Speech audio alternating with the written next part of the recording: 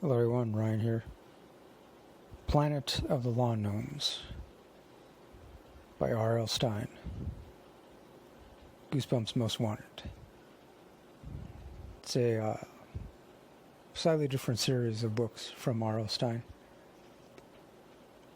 Really, I guess it's just, and of course I don't know when he originally started this series, but it seems like it just has to do with, well, I guess pretty much the familiar characters from the original Goosebumps series. So, yeah, for those of you who didn't know already, I mean, if you haven't been following my channel for these past,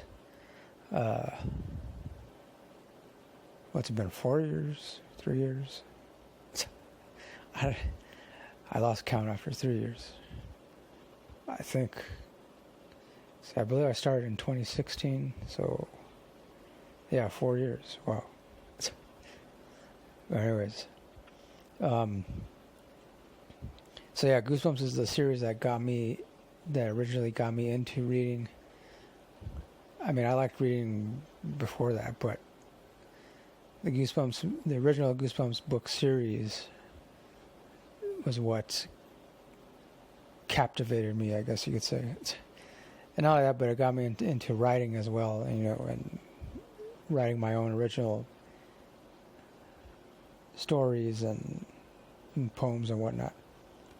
So, yeah, I was a pretty die-hard Goosebumps fan back in the 90s. So, but anyways, I digress.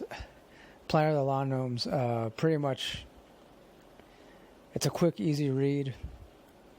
Of course, the familiar R.L. Stine style, familiar Goosebumps style, with some very obvious, differences from the original Goosebumps series. In that, I mean, at least in this one, and I think in most of them, I mean, as far as this series is concerned, there's, you have characters using modern technology, the internet, smartphones, and whatnot. And so in this one, Planet of the Lawn Gnomes' main character is Jay Gardner, and he is pretty much, I guess you could say, like a troublemaker, and his family recently moved to this new neighborhood because something happened at their old neighborhood, and Jay, he did something horrendous. And I don't want to give it away, but it is explained in one of the chapters, eventually, towards the latter half of the book. And so yeah, he's a troublemaker, and he plays a bunch of pranks on one of his neighbors, and then, of course, right away he notices that in this new neighborhood they moved to, there's, for some reason, every yard, I believe, I don't remember if it was front and backyard, but at least I know in every front yard in this neighborhood there are lawn gnomes visibly present.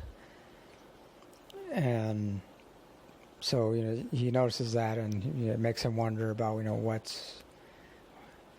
why is this entire neighborhood obsessed with lawn gnomes? Or, I mean, he may not say, use those exact words, but it's pretty much what he's thinking. And so, obviously, he eventually finds out what's going on, and that's another thing I don't want to spoil. And of course, most of the bulk of the story, just kind of it's very familiar to, of course, one of the other stories, the other books from the original Goosebumps series, which that one was titled Revenge of the Lawn Gnomes. I remember reading that. I remember when I first read that one, that was definitely one of my favorites. So I mean, and this one, it doesn't like pick up where that one left off. So it's not a sequel per se, but I guess you'd say more of like a spin-off. And in fact, in this one, it kind of reminded me of another original Goosebumps book. Of course, I don't want to say because it would give it away. Like that rhymes. I don't want to say because it'll give it away. But yeah, like there's, for me, like I noticed right away, there's elements from 2 of the original Goosebumps books. And so, I mean, eventually Jay, he finds out what's going on, obviously, as is the case with most Goosebumps books. And I mean, I will admit, like, I saw it coming. Like, I pretty much figured it out right around, I don't know, I figured it out, like, at the halfway point, what the ending would be, what the big surprise twist ending would be, and I was right. So, but I mean, either way, I mean, I wasn't really surprised, but I still enjoyed it. Like, I mean, I guess, yeah, obviously, if I wasn't familiar with the Goosebumps series at all, it would have definitely surprised me a lot. But otherwise, yeah, like I said, the ending didn't surprise me. But I enjoyed it nonetheless. It was a good, easy, quick read. And it made me feel pretty nostalgic. In fact, I mean, I've already started reading a bunch of other Goosebumps books and some other stuff from R.L. Stine too, which aren't categorized under the Goosebumps moniker. Of course, I've been doing this all on my tablet on Kindle, so yeah, I don't know what else to say about Planet of the Lawn Gnomes without spoiling too much. It's like I said, I figured it out. I mean, I figure, like, if you've read most of the original Goosebumps books, then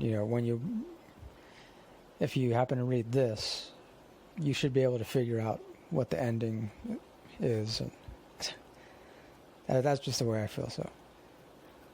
So ultimately, as far as the rating goes, I would give it. I mean, I would say bare minimum 3.5 stars, but might as well bump it up to 4. So, just because it has that good nostalgic kind of vibe to it. So, at least for me. So, yeah, 4 out of 5 stars. And that'll do it for this review. Thanks for watching. Thanks for listening. As always, next time, don't forget, keep it real, keep on rocking, and peace.